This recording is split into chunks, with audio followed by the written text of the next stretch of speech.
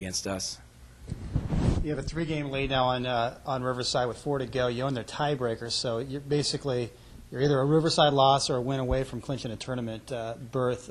Is that something you're mindful of, and are you relaying that to the guys, or are you just letting the games, go as you want them to go, just one game at a time? It's something that my brother's mindful of. Told me after the game that we are in baseball terms one game away, or one game something or other. I said the magic number one loss or one win on somebody else, and I said, well, that's good. I've got you to figure that stuff out. What we told the team is that we haven't ever looked at standings all year. We haven't talked about standings at one point. What we've talked about is trying to make Mott Gym a home court advantage and win 6 games, win 6 conference games in Mott Gym. So that still stands to be the primary goal. We've won 5 conference games in Mott Gym. We've won 5 games in Mott Gym. We want to win at least 6 games in Mott Gym.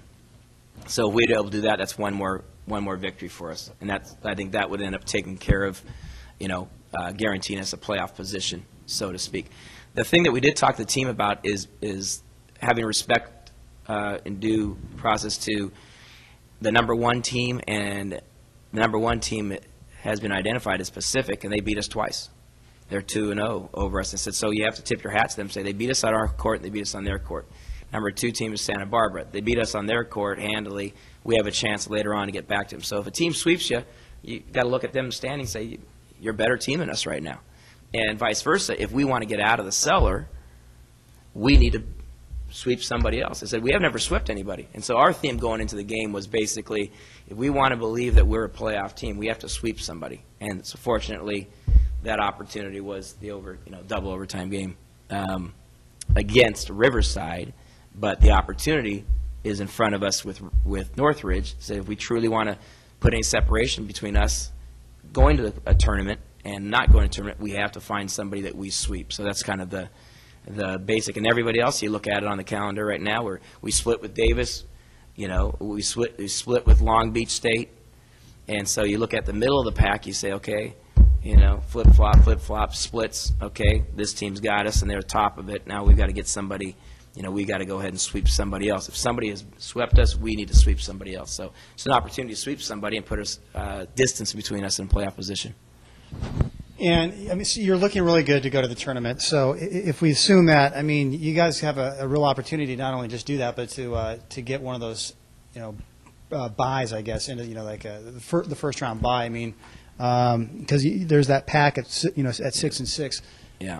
How crucial is it for this team to earn one of those and finish up in the upper half of the conference? I like to think the word crucial would be important there, but as we've seen, it's about how we're playing. It's so much more important. That you saw that we were 5-2 and we took a skid. That we weren't playing well. We weren't playing good basketball. We weren't playing at the level we could. We lost our edge, and I think the most crucial thing is that we take the edge. And I think the edge we had at Pacific was pretty good. When we lost there, I thought the game that we had played against Long Beach State here is nothing to hang our head over. We're talking about a number 1 rated team going into the season that is as talented top to bottom as anybody on the West Coast in many ways. And so, a last-minute game against them, and then a fantastic character victory in double overtime. So I'm really concerned about us keeping that edge. I think what's crucial is that we play as hard and as with much competitive passion and intensity. And we had 15 assists and 11 turnovers in 250 minutes of basketball.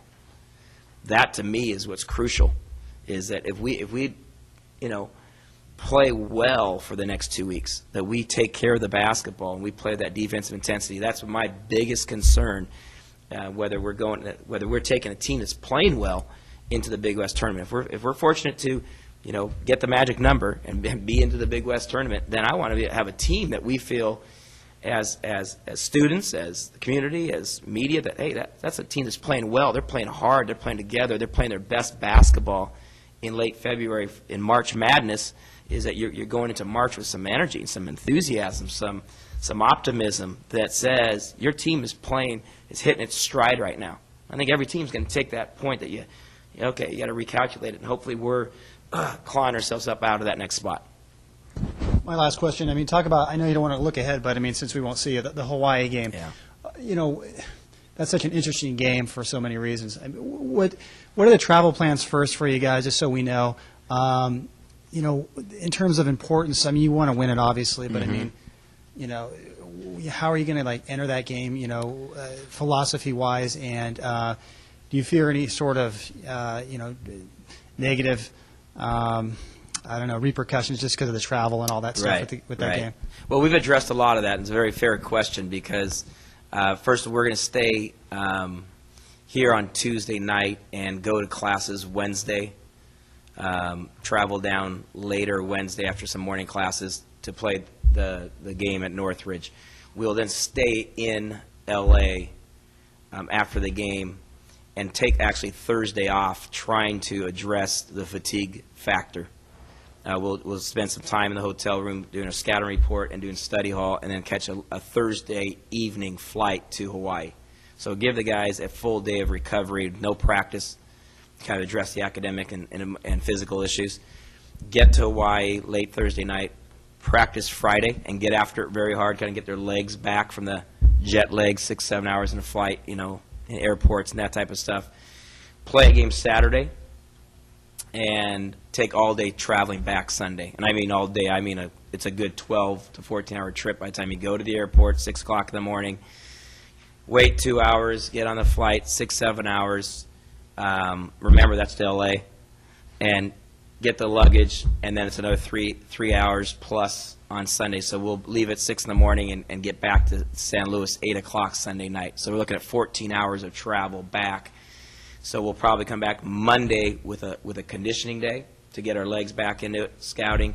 Tuesday, hopefully get sharp and be ready to play that home game the following Wednesday, because those are the bookend games you're talking about. The Wednesday to Wednesday, we have obviously the television Wednesday game, conference game, the bracket buster in the middle of a Saturday, and then another home game on the following Wednesday. And so, it's a very fair question that we're very concerned about addressing that fatigue factor, trying to balance that rest and jet lag and Hawaii, but at the same time we want to use that as a positive. I mean, there's not many people are going to sit there and say, "Gee, I feel sorry for you, Coach. You're going to Hawaii for a basketball game." We get it. We're honored to be part of the bracket buster, and we're pleased to be going to Hawaii. We've got to balance that with school. We've got to balance that with our own fatigue and getting back to the Big West and trying to get to conference play. One more question. Will we see you on Monday? Next Monday? Absolutely, see me next Monday. If you guys are here, I'm here. I mean, you guys make the commitment to come, I'll be here ready to go too. Joe, based on all that, my question, I was going to ask you before I heard that, but now it has more meaning. With Lorenzo, he's played virtually every minute in the last 3 games, and all of it at point, most of it at point. Is there any concern at all, with or without the travel of Lorenzo, playing that many minutes in the tail portions of the season? I think Lorenzo would play 450 minutes of basketball if need be, 3 overtimes and not blink much. His body weight, we monitor the players every week with their weight. We weigh them every week and kind of look at them and try to follow it. He's a 23-year-old young man that's been through this. He could play pro ball and get on flights and get off flights, drink some water, be ready to play basketball. Of the guys on our teams, probably the least of my concern as far as the fatigue factor is Lorenzo. He's just kind of, his body's right and tight, and it's stayed the same weight, and he hasn't showed any signs of fatigue whatsoever. Matter of fact, I think he gets stronger. The more he's playing, the more the ball's in his hands. He's kind of shown a little energizing step in leadership of here we go, let's go. I'm not tired, Coach. Let's play. And I think that was the key to our overtime victory, is that he just kept on going. He finally fouled out, and he was just like, darn, man, that was a terrible call.